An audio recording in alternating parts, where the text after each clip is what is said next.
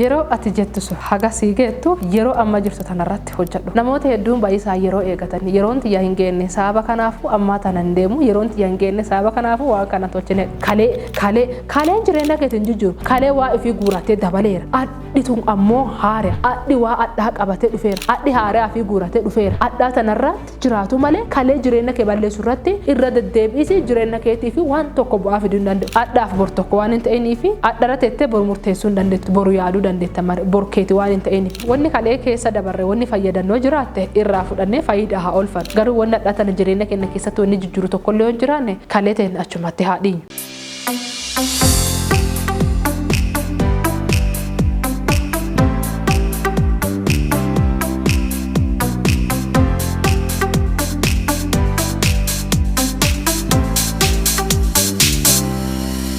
Akkam jirtani daawwattootaa fi hordoftoota chaayinaalii kana nageenyi waaqayyo bakka jirtanutti hunda keessanii haa baay'atu. Ani obboleettiin teessan hin seenee birbisaa hadhalle viidiyoo haaraa qabadhee isin bira dhiyaadheera. Viidiyoo kana ilaalii isaan dura namooti chaayinaalii kana haaraa ta'anii laayik sabiskiraayib akkuma kana immoo sheer godhii isaanii namoota biraa akka inni gahu akkasiin gootanu isin gaafadha. Haga qophii xumuraa kennaa akka nu bira turtan isin gaafannaa turtii gaarii.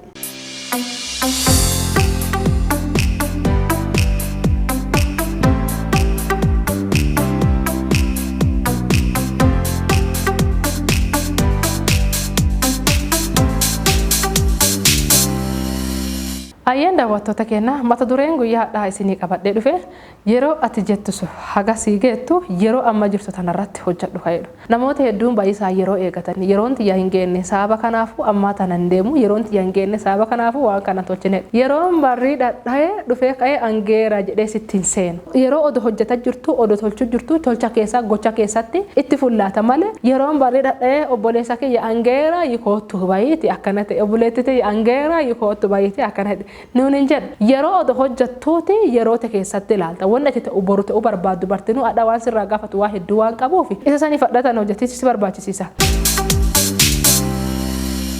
Namoota hedduun jireenya adhaa tanaa odoo hin ta'in tokko waan kalee dabaree irratti jireenya fi balleessuu jira adhaa tana jiraatutti hin jiru ku ammoo waan ganaa yookaan waan fuuldura isaa jiraatu kanarratti adhaa tana balleessuu jira. Kaleen dabareera deebi'ee hin dhufu kaleen kalee adhi adhaa boru. Kaleen dabareera kalee waan keessa fayyadamtu yoo qabaatte adhaa tana keessa buusteeti waa itti fayyadamtu qosarraa fayyadadhuuti adhaa tana jiraadhu kalee san lafa keeyyaadhu jireenyi kalee miidhamiisi kalee hanqinni kalee nama miidhamiisi keeti haala miidhamiisi keeti kaleen teeti jireenya adhaatiif waan tokko fidu wanta kalee keessa dabarte nurratti riipoortii dhiyeessisu yookaan ammoo galmee dhiyeessisi adhaa tanarra jijjiirama siin fidu kalee akkana teetetta kalee jiddeeta kalee wallaalteeta kalee waa hedduu keessa galteetta adhaa tana maan godhuu qaddare kalee teettee yaadisi adhaa jireenya adhaa tana carraasii kennatame kana waan sila adhaa tana irra ga'uu qaddu galmee adha sila irra dhaqqabuu qaddu hedduusaa balleessuu jirta. Maafi kaleeni waa ifii guurattee deenteette adhaa tanarratti jireenya keetirra adhaa tanaan kaachee jijjiirama fidiisaaf irra hojjetuu qadda malee jireenya kaleetiin adhaa tana balleessuu hin qaddu. Namooti hedduun jireenya isaanii hakalee jiraataa jiran jireenya keessa akka waa addaa hin fide wanti tolchisoo jiraate adha jiraatan dhiisaneeti kalee qofa herregiisa kalee abuyyaan kee akkasina godhee kalee haatitii akkasina goote kalee akkoontii akkasina goote kaleen jireenya keetiin jijjiiru kalee waa ifii guurattee dabaleera. Adhitun ammoo haara adhi waa adhaa qabatee dhufeera adhi haaraa fi guuratee dhufeera adhaa tanarratti jiraatu malee kalee jireenya kee balleessu irratti irra deddeebiisi jireenya keetii fi waan tokko bu'aa fiduu hin danda'u.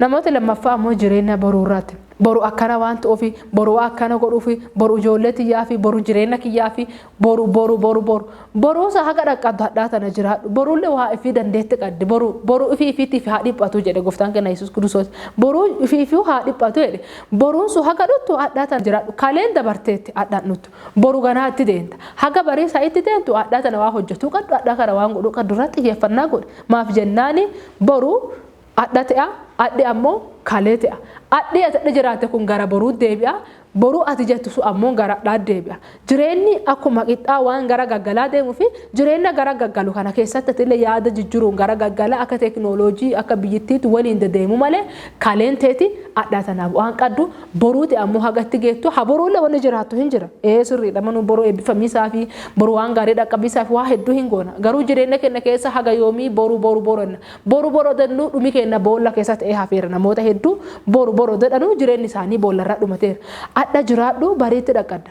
Adda gammadi. Yoo akkana ta'e hin gammada. Yoo akkana wanni kun naatee ta'e hin gammada. Yoo achi hin baay'ee akkana ta'e yoo nama akkana argadha. Yoo jireenya akkana argadha. Ammuma tanaa yoo gammadi. Gammadiisa sababa baay'ee barbaachisisu. Amma waan qadduun gammadi. Haga qabeenya ta'e herredu sun dhufu. Haga jaarsa ta'e herredu sun dhufu. Haga ijoollee ta'e herredu sun dhufu. Haga biyya ati jettu sun haga bira deemtu. Haga waan san bira geettu adduma tanaa yoo jireenya jalqabe. Boru harka keerra jiru. Boru teetii yuumuut. Boru waan beektuun qaddu. Jireenyi adda amma tana daqiiqa kanatti keeti malee daqiiqa kanaan dubi maa akka ta'u hin beektu. Waan boru waan hin beekneef adda tana gammadi. Adda tana hojjadhu. Adda tana nyaadhu. Adda tana immoo waan silaa godhuu qaddu waan sirraa malee hunda tolchisiisa. Namoonni hedduu waan kana wal qabatoonni sinaatan yeroo kiyya ganaa waan ga'uu fi ammaa tana waan kana irratti hin tolchu. Waan kana tolchiisaaf hin ga'u. Yeroon tiyya gaafa dhutte anuuti fumaanuu yeroon tiyya na baacha. Yeroon barrii dhodhoottee dhuttee siin baachu. Kootu eberu angeera kootu baay'ee siin jettu. Yeroo sitti hojjataa adda tana hojjataa boru waa herredduu fi adda tana hojjataa itti geetta malee boru harka marattee teetteettuuni angeera kootu bodeessa kiyya jedhee wanni dhufee manaa si baasu hin jiru. Barii fi adda sitti irraa hojjataa adda tana sitti guyyaa jijjiirurraa irraa fayyadamaati boruu jette saniin galma sanii irraa geetta. Waan jireenya keetii hin fayyadne waan kaleessaa sanii dhiisi haqi eenyummaa kaleessaa sanii haqi wanni si hin fayyadne keessattuu jireenya keessaa boruulee dhiibbaa waan si huntuuf adda tana irratti hin fidin boruu ammoo haqa irra dhaqaddu adda tana waan sirraa eega waan sirraa mala qofa hojjetee isaanii boruu itti deemtusan midhaasa boruu itti deemtusan gaarii godhan boruu harka keerra hin jirtu adda qofa waan nuti beekuu dandeettu.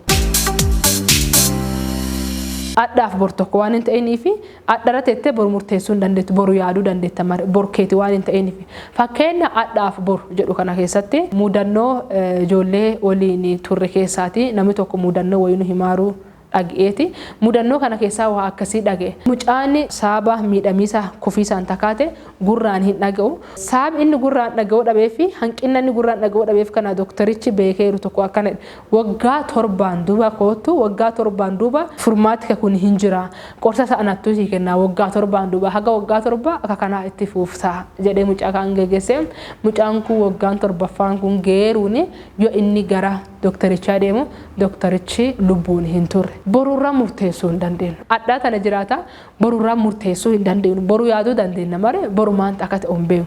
Bari waan ta'e waan hin beekneef adda tanarratti gammadii adda kanarra waan godhuu qaddu godhi adda tanarra jireenya jiraatisa barbaadu san jiraadhu. Boru irraa jiraataati adda guddisi jiraadhu. Takalee isiyyuu achuma ka'e haga si fayyadu qofarraa hojjedhu.